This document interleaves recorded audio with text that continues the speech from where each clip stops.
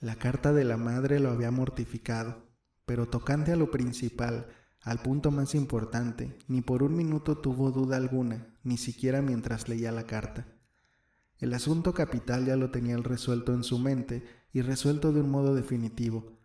No se celebrará esa boda mientras yo viva, y que el demonio cargue con ese señor Lushin, porque este asunto está claro, murmuraba él para sus adentros, sonriendo y festejando con arrogancia de antemano el éxito de su resolución. No, mamashka, no, Dunia, a mí no me engañáis, y además se disculpan de no haber requerido mi consejo y haber decidido la cosa sin mí. No faltaba más. Ellas se figuran que ya no es posible desbaratar el asunto, pero ya veremos si es o no posible. El argumento es esencial, es un hombre activo, caramba, ese Piotr Petrovich, tan activo que no puede casarse sino por la posta, por no decir por ferrocarril.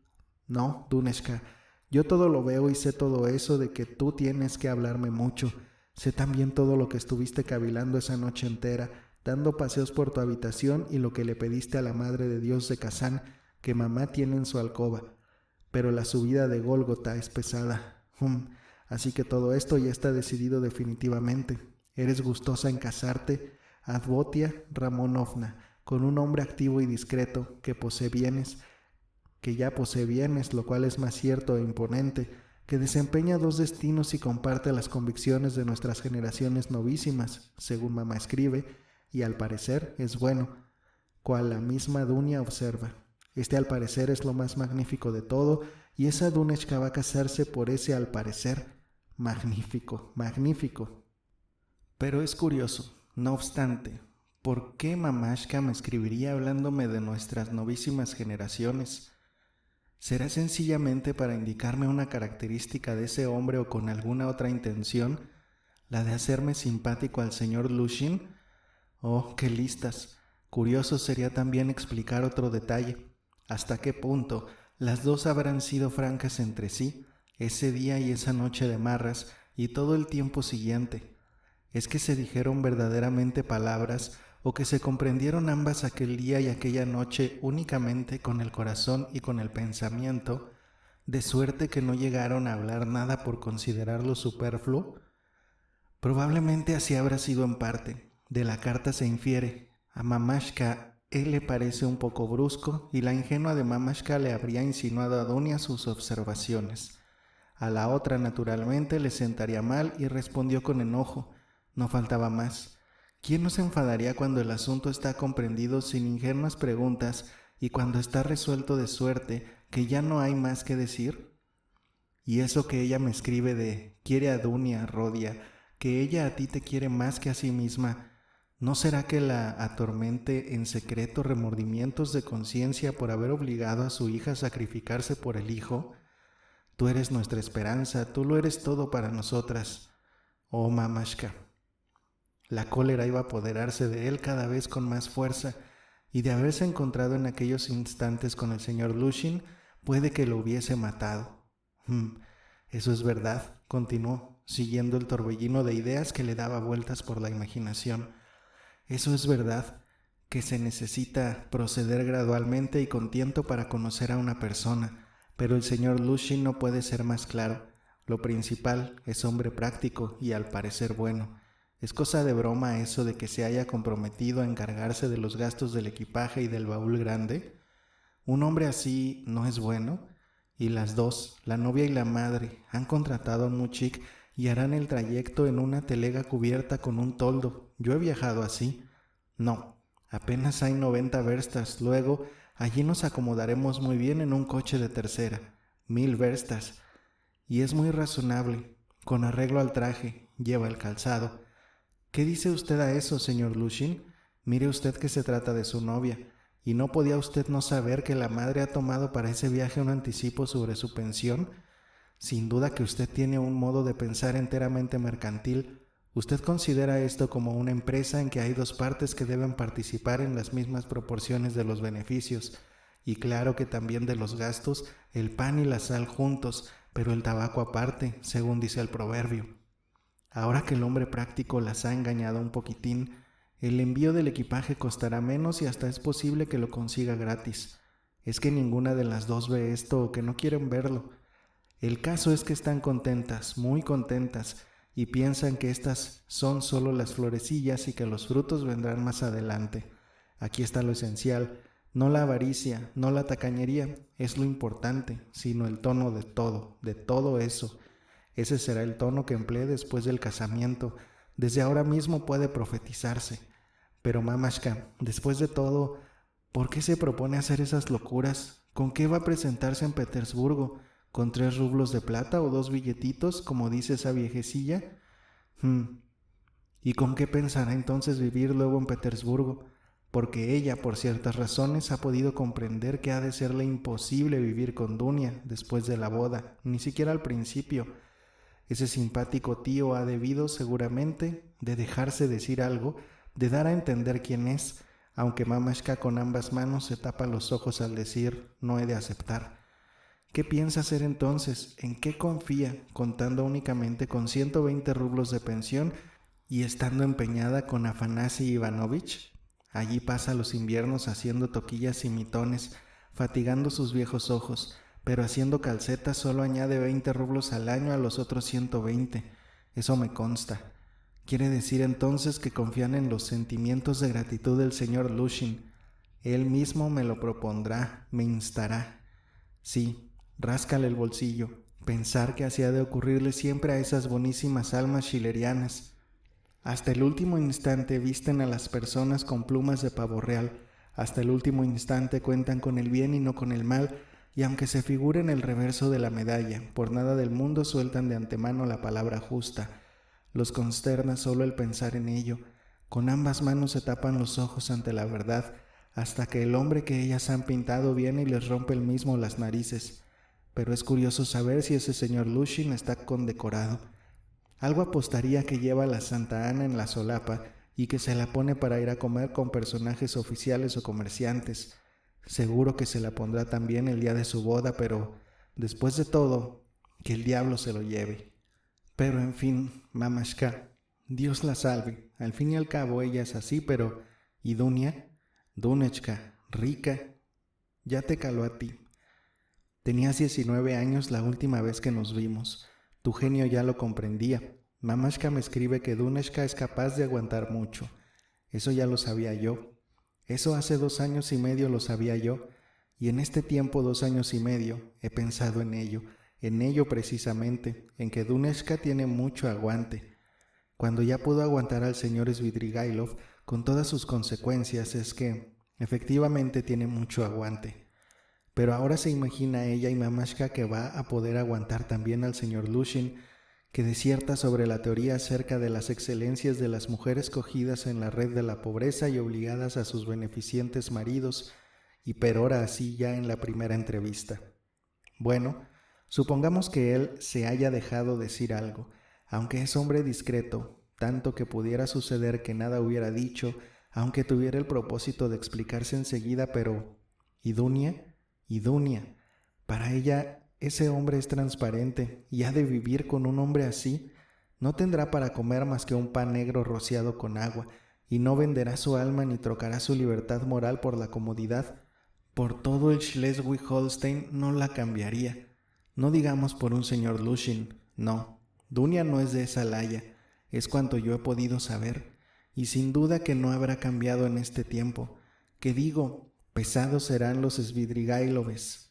Duro es tener que pasarse la vida entera por 200 rublos anuales de institutriz en provincias, mas no obstante, yo sé que antes mi hermana entraría como negra en un ingenio o como letona en casa de un alemán báltico, que envilecer su alma y su sentido moral en un enlace con un hombre al cual no respetase y con el que nada tuviese de común, para siempre y por su solo medro personal. Y aunque el señor Lushin estuviese hecho de una barra de oro purísimo o de un diamante entero, jamás consentiría ella tampoco en ser la concubina legal del señor Lushin. ¿Por qué entonces consiente ahora? ¿Qué broma es esta? ¿En qué consiste el enigma? La cosa está clara, para su persona, para su comodidad, ni siquiera para salvarse de la muerte.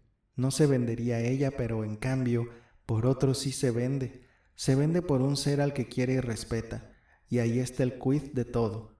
Por su hermano, por su madre se vende. Todo lo venderá. o si llegado el caso estrujamos hasta nuestro sentido moral, la libertad, la tranquilidad, hasta la conciencia, todo el baratillo lo sacamos. Adiós vida, con tal que esos nuestros seres queridos sean felices, más aún, con nuestra particular casuística, pensamos, aprendemos de los jesuitas, y por el momento nos tranquilizamos a nosotros mismos, nos persuadimos de que tiene que ser así, irremisiblemente tiene que ser, con miras al buen fin. Así somos y la cosa es clara como el día. Evidente que Rodin Romanovich y no otro ha pasado por ahí y es digno del primer puesto. Bueno, así de ese modo puedo labrar su ventura, costearle la universidad, hacerlo luego pasante de buffet, resolver todo su porvenir y hasta es muy posible que sea rico andando el tiempo, honorable, respetado y hasta que termine sus días como hombre célebre. Pues si la madre, para ella todo se reduce a su Rodia, a su inapreciable Rodia, el primogénito. ¿Cómo por tal primogénito no sacrificar aún a una hija como la suya? Oh, dulces e injustos corazones, pero ¿qué? ¿Llegaríamos incluso a someternos a la suerte de Sonechka? Sonechka, Marmeladov Sonechka, eterna mientras haya mundo. ¿Habéis medido bien ambas la extensión del sacrificio? Sí, por vuestras fuerzas, por el interés, por la razón. ¿Sabes tú, Dunechka, que la suerte de Sonechka no es nada más horrible que la tuya con el señor Lushin? Amor ahí no puede haber, escribe Mamashka. Y si no solo no pudiese haber amor ni respeto, sino que en cambio hubiese aversión, desprecio, asco. Y entonces, pero el casarse así viene a ser lo mismo que guardar el primor. ¿Es así o no? ¿Comprendéis? ¿Comprendéis lo que quiere decir ese primor? ¿Comprendéis que el primor lushinesco es enteramente igual al primor de Sonechka y aún puede que peor y más vil, porque vosotras, las Dunechkas, piensan, después de todo, en una comodidad superflua, mientras que en el caso de esa otra se trataba, sencilla y rotundamente, del trance de morir de inanición? Caro resulta, Dunechka, ese primor, pero ¿y si después te faltan las fuerzas y te arrepientes? ¿Cuántas afrentas, disgustos, maldiciones y lágrimas a escondidas de todos por no ser tú una María Petrovna y de la madre? ¿Qué será entonces? Es ahora, y ya está inquieta y sufre. ¿Qué será entonces cuando todo lo vea claro? Pero, ¿y de mí? Sí, eso es. ¿Qué pensáis de mí las dos? No quiero yo vuestro sacrificio, Dunechka. No quiero, Mamashka. Y no será eso mientras yo viva. No será.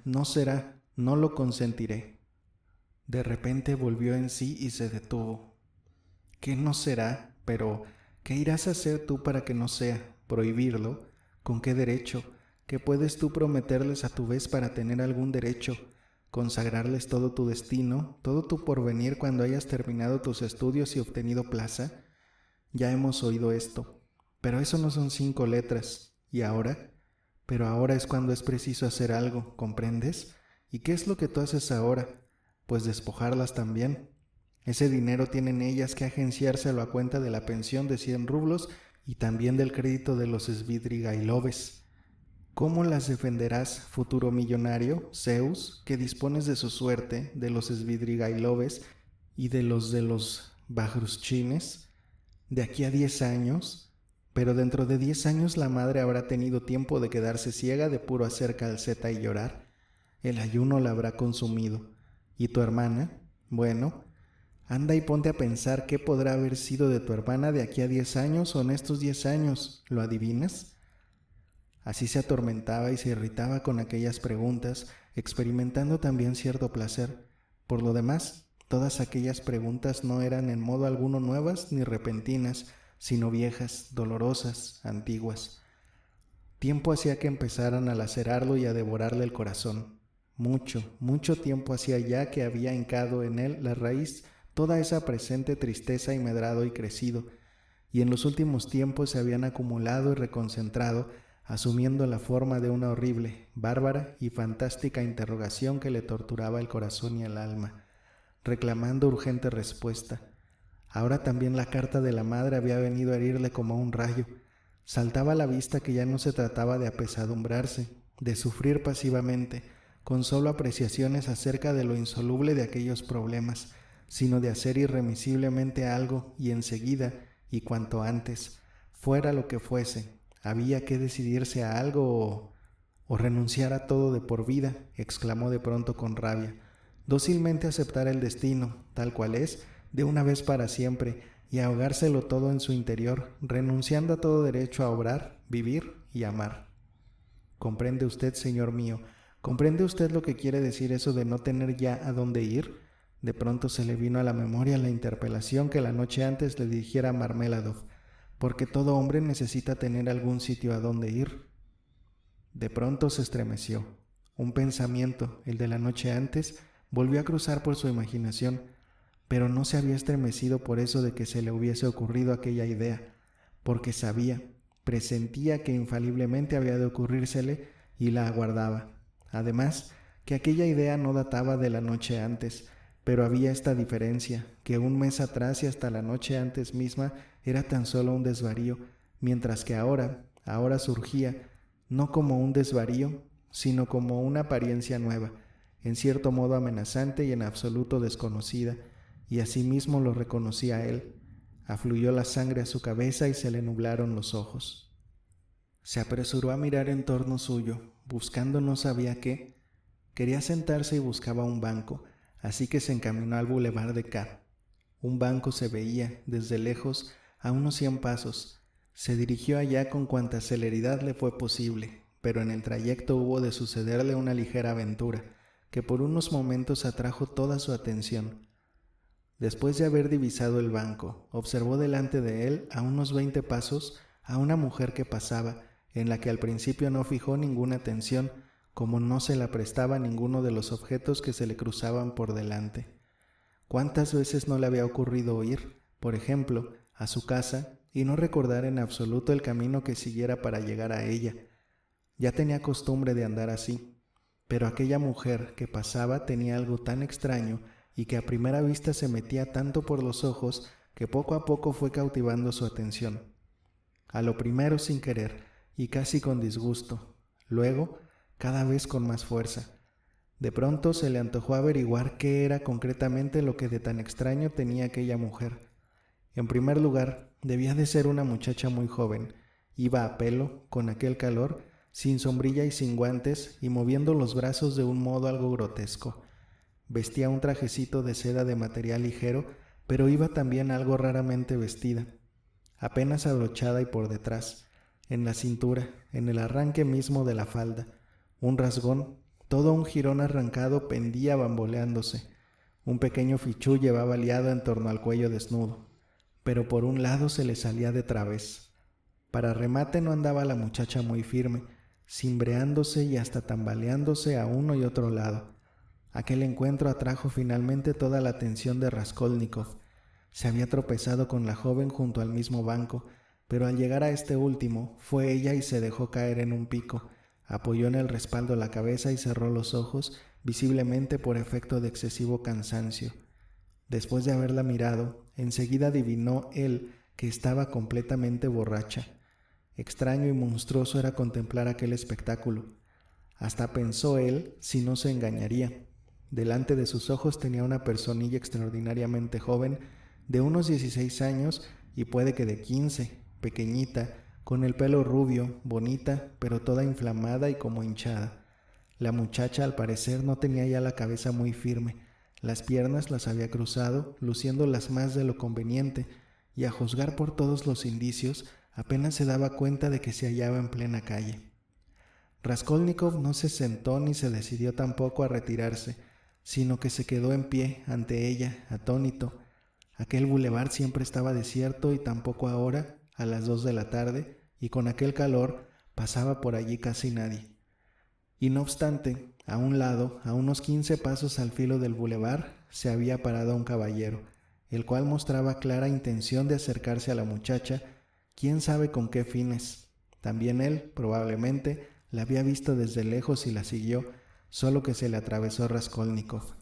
Le lanzaba a éste miradas de rabia, esforzándose sin embargo por no llamarle la atención, y aguardaba impacientemente su turno cuando aquel molesto desastrado se fuese. La cosa era comprensible. Aquel caballero tendría unos 30 años, era recio, gordo, con la cara fresca, los labios sonrosados, con bigote y vestía con elegancia. Raskolnikov sentía una rabia horrible. De pronto le entraron unas ganas tremendas de ofender de alguna manera a aquel tío gordo. En un santiamén dejó a la chica y se fue hacia él derecho. «Pero, ¿es usted Svidrigailov? ¿Qué es lo que anda buscando por aquí?», exclamó apretando los puños y riéndose con los labios fruncidos por la cólera. «¿Qué quiere decir eso?», le preguntó seriamente el interpelado, enarcando las cejas y mirándole con altivez. «Pues que se largue enseguida, eso quiere decir. ¿Cómo te atreves, canalla?», y enarboló su bastón. Raskolnikov se abalanzó hacia él con los puños en alto, sin pararse a pensar siquiera en que aquel hombre recio podía muy bien tenerse las tiesas con él y con otro como él, pero en aquel instante se sintió fuertemente cogido por detrás. Entre ellos se había interpuesto un guardia. «Basta, señores, no se propasen a reñir en un sitio público. ¿Qué es lo que le sucede? ¿Quién es este?», preguntó, dirigiéndose con semblante severo a Raskolnikov y fijándose en sus harapos. Raskolnikov lo contempló atento. Tenía una honrada cara de soldado, con mostachos y patillas grises y una mirada de inteligencia. «Lo necesito a usted», dijo, cogiéndolo de una mano. «Yo soy el estudiante Raskolnikov. Esto puede usted también saberlo», y se encaró con el caballero. «Pero venga usted conmigo y le mostraré una cosa». Y llevando del brazo al guardia lo condujo al banco. «Ahí la tiene usted, completamente borracha. Hace un momento apareció por el bulevar. ¿Quién sabe de dónde viene, ni quién es? Pero no parece una profesional. Lo más probable de todo es que en algún sitio la hayan hecho beber y hayan abusado de ella. Por la primera vez, ¿comprende? Y luego fueron y la pusieron en la calle. Mire usted cómo lleva de roto el traje. Mire usted cómo va vestida. Por fuerza la han vestido, y no se vistió ella misma, sino que la vistieron manos inexpertas, de hombre. Eso salta a la vista. Y ahora mire usted esto otro. Este pisaverde con el que yo me disponía a reñir hace un momento es un desconocido para mí y lo veo ahora por la primera vez, pero él se había fijado en el camino en la borracha, enajenada, y ahora tenía ganas terribles de acercarse a ella y cogerla, en el estado en que está, y llevársela quién sabe a dónde. Seguro que es así. Créame usted que no lo engaño. Yo mismo he podido ver cómo la había observado y la venía siguiendo, solo que yo me atravesé en su camino y ahora esperaba a que yo me fuese. Se había alejado un poco, haciendo como que liaba un cigarrillo. ¿Cómo quitarle de las manos a esta infeliz? ¿Cómo podríamos conducirla a su casa? ¿Qué le parece a usted?». El guardia, en un instante, lo comprendió todo y recapacitó. Lo del señor gordo era sin duda comprensible. Quedaba la muchacha. El urbano se inclinó hacia ella para examinarla más de cerca y en sus facciones se reflejó compasión sincera. «Ah, qué dolor», exclamó moviendo la cabeza. «Es enteramente una niña. La engañaron, de fijo. Oiga, señorita», empezó sacudiéndola, «¿tiene la bondad de decirnos dónde vive?». La muchacha abrió los ojos, cansados y turbios, y se quedó mirando estúpidamente a los interpelantes, en tanto agitaba las manos. «Oiga usted», exclamó Raskolnikov, «aquí tiene». Metió mano en el bolsillo y sacó 20 kopeikas, lo que encontró. «Tome, llame un coche y condúzcala a su domicilio, ahora que nos hace falta conocer su dirección». «Barichnia, Barichnia», insistió nuevamente el guardia, tomando el dinero. «Voy a buscar un coche y yo mismo la llevaré a usted a su casa». «¿Cuál es su dirección? Ah, ¿quiere tener la bondad de decirnos dónde vive?». «Déjenme en paz. Vaya pelmas», refunfuñó la muchacha volviendo a agitar las manos. Esto no está bien. Eso es una vergüenza, Barichnia, una vergüenza», y tornó a mover la cabeza con bochorno, compasión y disgusto. «Vea usted, eso es lo difícil», añadió, dirigiéndose a Raskolnikov, y volvió a contemplarlo, mirándolo de pies a cabeza. Seguramente le parecía algo extraño, tan harapiento como iba y tener dinero. «¿Y se la encontró usted lejos de aquí?», le preguntó. «Ya se lo he dicho a usted, iba delante de mí, tambaleándose por el bulevar. Al llegar al banco se dejó caer en él». «Ah, y cuánto oprobio se ve hoy en el mundo, señor, qué desvergonzada y además borracha, y con la ropa hecha jirones. Ah, y qué progresos hace hoy el libertinaje, y es posible que sea de buena familia venida a menos, ahora hay muchas así. Pero parece fina, enteramente una señorita, y de nuevo se inclinó sobre ella. Quizá tuviese él alguna hija de la misma edad, literalmente una señorita, y fina, con modales de buena educación y atenta a todos los caprichos de la moda. Lo principal, se apresuró a decir Raskolnikov, es que no se la lleve ese tunante. Podría también abusar de ella. De sobra sabemos lo que busca. Mire cómo no se va el muy bribón. Raskolnikov hablaba recio y lo señalaba directamente con la mano. Aquel oyó y mostró enfurruñarse de nuevo. Pero lo pensó bien y se limitó a lanzarle una mirada despectiva. Después de lo cual se alejó otros 10 pasos y volvió a detenerse. Impedir que se la lleve es posible, respondió el guardia, después de pensarlo. Si siquiera dijese dónde vive, señorita, señorita, y volvió a inclinarse.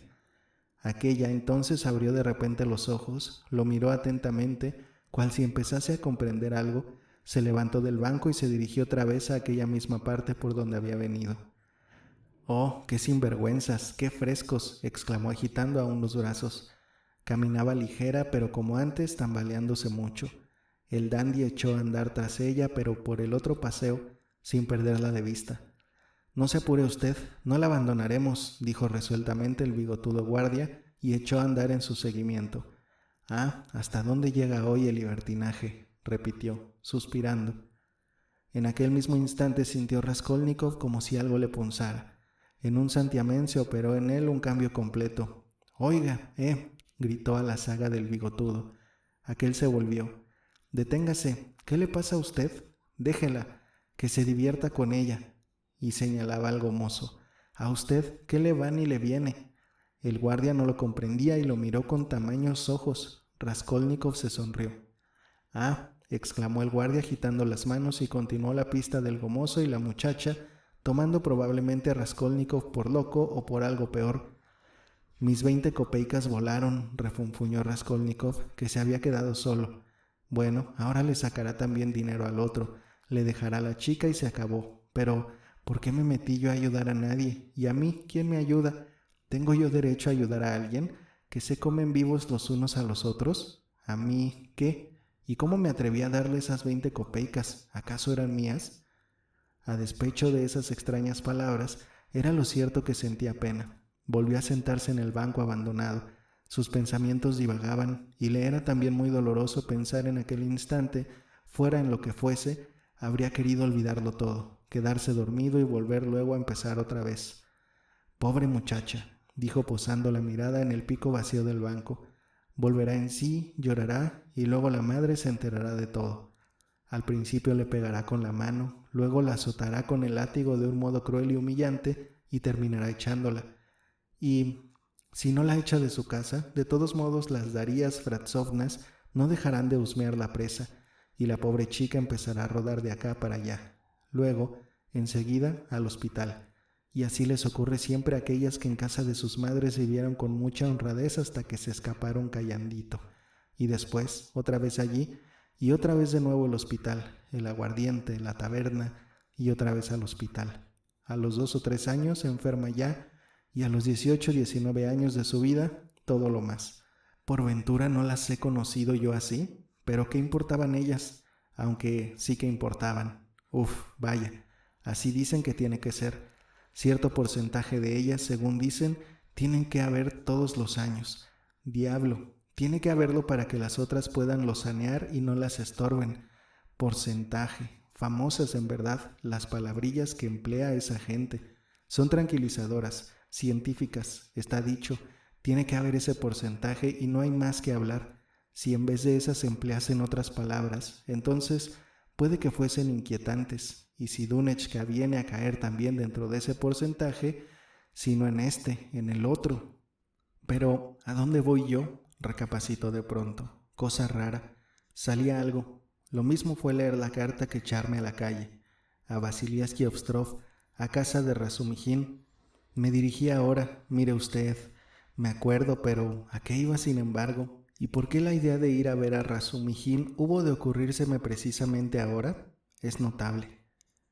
Se asombró de sí mismo. Razumijin era uno de sus antiguos camaradas de universidad.